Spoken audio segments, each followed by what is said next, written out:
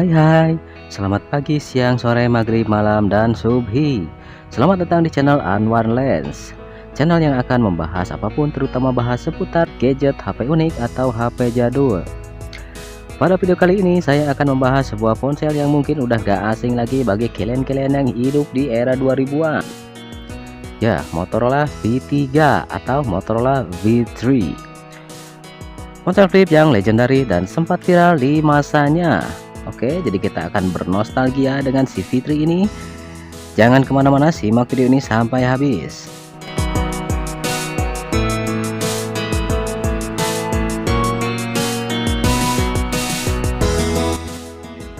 Motorola V3 ini dirilis pada tahun 2004 atau sekitar 21 tahun lalu kurang lebih.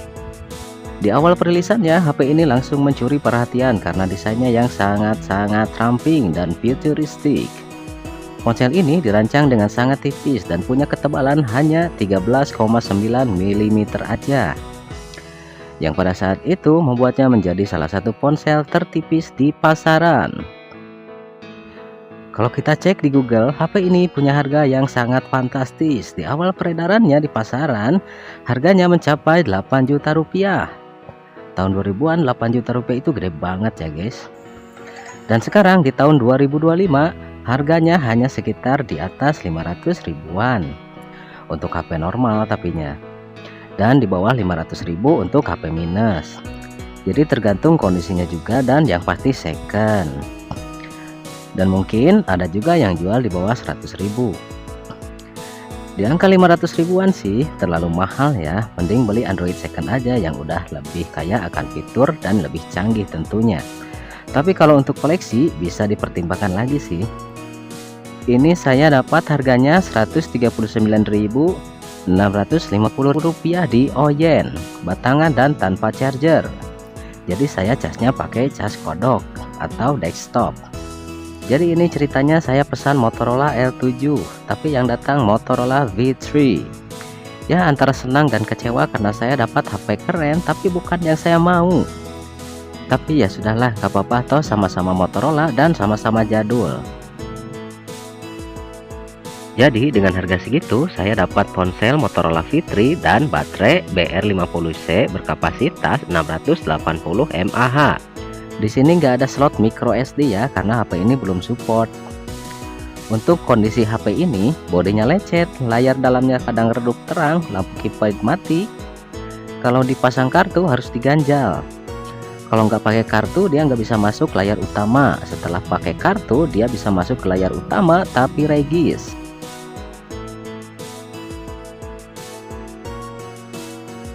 Material metal yang digunakan pada bodinya memberikan kesan premium dan elegan. Apalagi bagian luarnya terdapat layar sekunder berukuran kecil yang hanya beresolusi 96:80 pixel yang berfungsi untuk menunjukkan waktu dan notifikasi. Tapi karena HP ini regis, jadi yang tampil di layar utama cuma tulisan tidak ada servis. Di bagian atasnya ada kamera dan di bagian bawahnya ada logo M. Di bagian sampingnya ada tombol, nggak tahu tombol apaan, saya juga kurang tahu karena nggak berfungsi. Lalu di bagian sebelahnya ada tombol volume sama tombol shortcut. Dan juga ada lubang port charger. Casnya ini pakai mini USB ya, beda sama cas Android atau Type C. Terus di bagian belakangnya ada logo M juga, dan di bagian bawahnya ada speaker. Kalau kita buka bagian dalamnya, kita akan disuguhkan dengan layar utama yang udah berwarna dan cukup cerah dan jelas di tempat redup. Kalau di tempat full sinar biasanya layarnya agak-agak nggak kelihatan ya, maklum jadul. Layar bagian dalamnya menggunakan teknologi TFT 256.000 warna dengan resolusi 176:220 pixel atau setara 2,2 inci. Di bagian atas ada logo M lagi dan tulisan Motorola. Di bagian bawahnya ada keypad dan di bawah keypadnya ada speaker. Keypad bagian atasnya ini berbeda dengan keypad HP pada umumnya ya guys. Jadi tombol atas bagian kiri ini pintasan buat masuk ke kamera sekaligus tombol kembali. Tombol atas tengah untuk masuk ke menu. Tombol atas bagian kanan untuk masuk ke pesan sekaligus tombol buat pilih. Terus ini adalah tombol masuk ke browser. Bawahnya ada tombol call. Di bagian ini ada tombol arah dan ini tombol masuk ke menu juga sama kayak yang di atas ini. Terus di bagian kirinya ada tombol masuk ke pesan lagi. Dan bawahnya ada tombol power atau bisa juga buat reject atau matikan panggilan. Untuk selebihnya keypadnya sama kayak HP candy bar pada umumnya. Oke, sekarang kita cek bagian menu. Di paling atasnya ada buku telepon, panggilan terkini, dan pesan. Di bagian tengahnya ada Bluetooth, game dan aplikasi, dan browser. Di bagian bawahnya ada multimedia, perangkat, dan pengaturan. Kita cek gamenya. Jadi HP ini udah ada gamenya. Ada 3 game ya, biliar, golf, sama skipping stone. Tampilan browsernya kayak gini, tapi nggak bisa dicek karena nggak ada sinyal.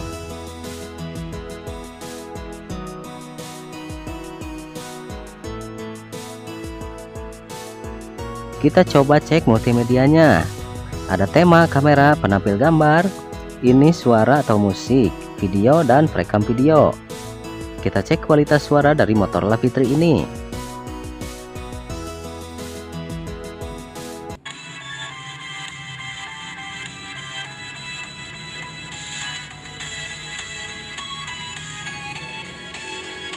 Suaranya ya begitulah, sama kayak HP old lainnya. Speakernya gak sekeras speaker HP zaman now. Meski terlihat keren, Motorola V3 ini gak sekompleks ponsel pintar zaman now ya. Malum udah old, tapi ponsel ini udah dilengkapi dengan berbagai fitur yang cukup canggih pada masanya. Misalnya di bagian belakang terdapat kamera VGA 0,3 megapiksel yang bisa mengambil foto dengan resolusi 640 x 480. Ya, meskipun nggak bisa dibandingkan dengan kamera ponsel zaman sekarang, tapi seenggaknya udah bisa foto-foto atau merekam video. Dan ini dia hasil dari kamera Motorola V3 ini.